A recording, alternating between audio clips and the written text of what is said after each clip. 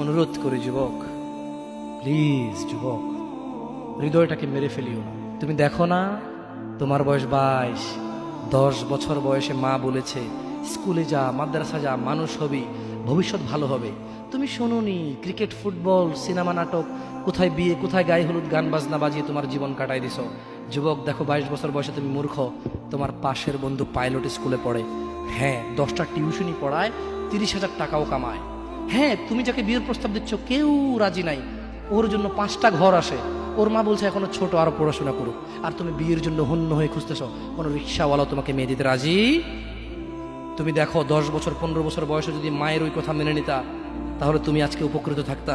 আমি জামশেদ মজুমদার 27 বছর বয়সে এসে তোমাকে বলছি তুমি গান বাজনা ছেড়ে দাও।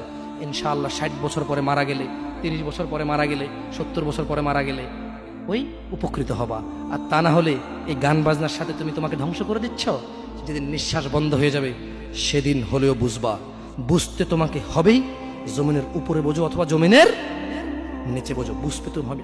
শোনো, আল্লাহ কোনো কিছু বলেছে আর তুমি বুঝবা না, আহা হা, পার পাওয়া যাবে না। তবে তোমাকে বলি, যা করেছো করেছো, যা গান বাজনা শুনেছো শুনেছো, এবার আল্লাহকে ভয় করে সব ছেড়ে ইস্তেগফার করো, বলো আল্লাহ আমাকে ক্ষমা করেন, আমার এই 2 কানে গলিত সীসা ঢালিয়েন না। ইয়া আল্লাহ, ইয়া আল্লাহ আজকে আমি উপলব্ধি করছি, আল্লাহ আমি আর কখনো বাদ্যযন্ত্র দিয়ে নিজেকে আনন্দিত করব না।